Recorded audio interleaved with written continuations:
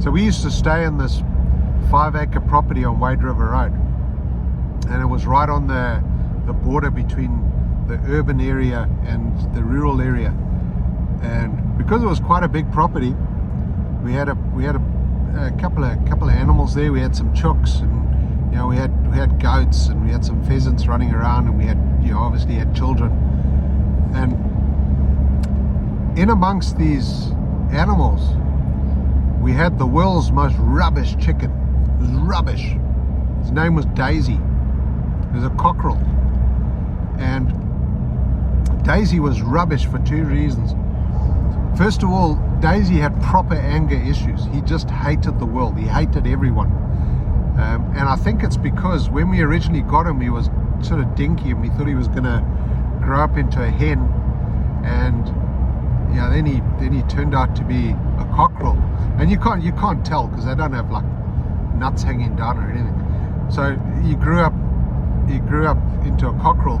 And I think just the fact that we raised him as a girl and we gave him a girl's name, and every now and then we'd go out there and poke under his ass to see if there was any eggs. I think it just offended him, and so he was just proper angry. But the second reason why he was rubbish was because he couldn't get the whole crowing thing right. So he would crow at the most rubbish times. He would crow at midnight and 3 a.m. and 2:30 in the afternoon or 7 o'clock at night when people are watching Coronation Street. There wasn't any time useful. If it was 6:30 a.m. on a weekday, it would be really useful. But he was rubbish, so he didn't do that. So anyway, one night I was out on the deck. It was about midnight, and I hear Daisy start crowing. It's like go go go go go go go go. And then across the little valley from one of the houses on the urban side, I hear this guy yelling like, shut up, you stupid chicken. And I thought, okay, we're gonna have some trouble because of this. And sure enough, a couple of days later I got a phone call from the council, and the council guy said to me, have you got a cockerel? And I said, yep. I said, well, you can't have a cockerel because you're in an urban area. And so we had the argument about the border and townies and all this sort of thing. But ultimately, you don't fuck with the council, right? He wanted to fine me $1,000 for having a rubbish chicken. I don't care how good a chicken is. $1,000 isn't worth it, let alone for a rubbish chicken that just wants to kill me and can't crow properly. So I said to him, well, what do you want me to do? And he said, well, just get rid of it, chuck it in a pot or something. Yeah, okay. So I'm not entirely heartless. My kids, you guys loved all the animals, so I thought, okay, I'll find a more humane way of getting rid of Daisy. And there was this guy who lived in Dairy Flat who had some kind of poultry obsession. Whenever we drove past his place, his yard was full of chooks and geese, and he had bloody guinea fowl in there. And so I thought, what I'll do is I'll just sneak up there one night and I'll just chuck Daisy over the fence, and he can go and live out his days in amongst all the other poultry. And then I forgot about it, and I forgot about it for a couple of days, and I was supposed to have got rid of Daisy by a Monday, I think it was. And on Sunday night, bloody 11 o'clock at night, I hear Daisy crowing. It's like, oh shit, I forgot about this. So I put on my gumboots and I snuck out into the yard, and I grabbed a cardboard box on the way, and I went into the coops sneaking like some kind of like gumbooted ninja, and I grabbed Daisy from the coop where he was sleeping with all of his bitches, and I shoved him in the box, and he's fucking angry, he was just angry. And so I shoved him in the box, sealed the box up, and I put him in the truck, and I start driving out to Dairy Flat. I drive along, and as I come over a little rise in the road, bloody hell, there's a police roadblock, one of these booze bus affairs. So I stopped, I stopped and the cop came up to the window and said, "You been drinking?" It's like, "Nah." Said, "Do you want to blow into this breathalyzer thing?" So I blew into the you count into it, and obviously I was fine. And he looked at me and he said, "Where are you off to?" So I said, "No, I'm off to Derry Flat." "Where do you live?" So I said, "Whakaparāoa."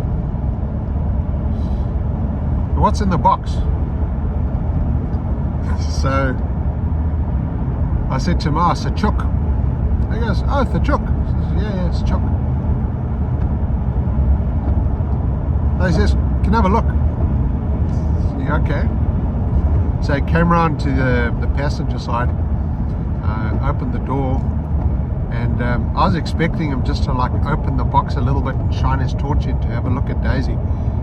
But no, this stupid bastard, he opened it up a bit and then he stuck his hand into the box. So you got to look at the situation from Daisy's point of view, right?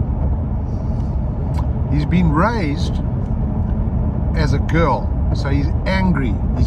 He hates everybody that he lives with. And in the middle of the night, while he's sleeping with his harem, he's been grabbed by the neck and he's been shoved into the dark into this box and then put in a car which is very noisy, and so he's just so angered.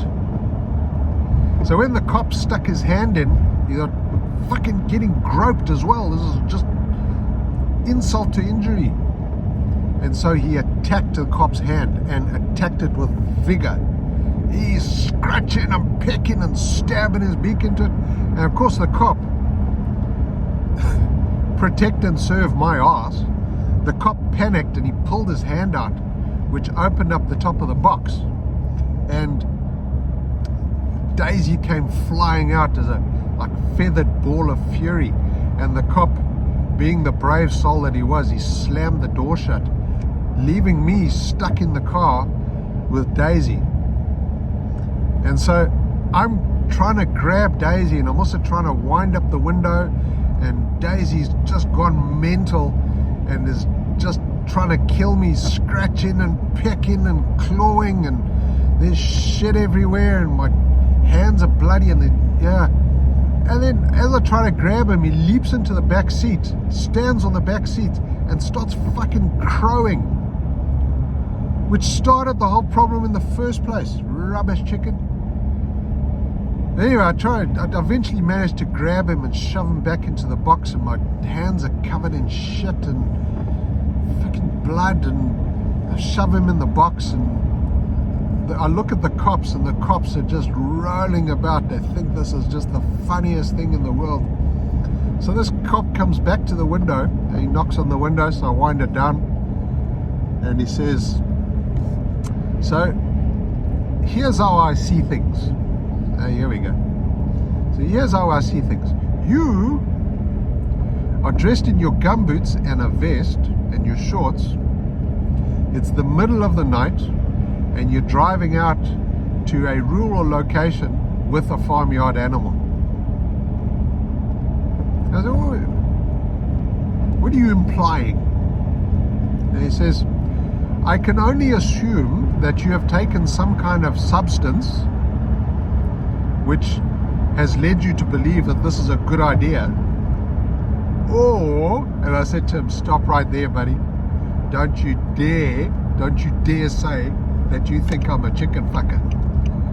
And he just roared away laughing. He said, where are you going with this chooks?" I said, "Well, I'm taking him to Derry Flat to chuck him over a fence into somebody's yard."